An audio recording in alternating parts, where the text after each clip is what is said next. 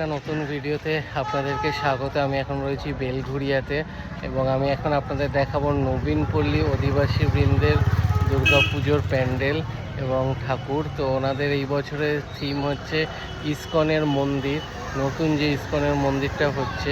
তো চলুন ভিডিওটা শুরু করা যাক।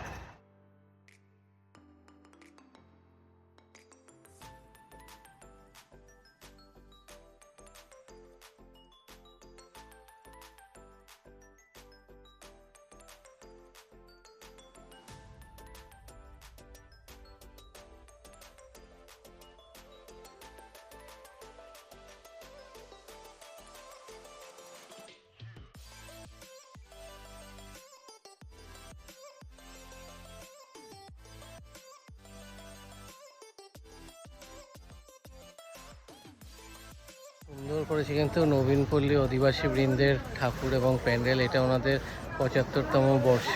তো এইটাও কিন্তু আপনাদের নীলগঞ্জ রোডের ওপরই পড়বে, জেনিথের ঠিক একটু আগেই।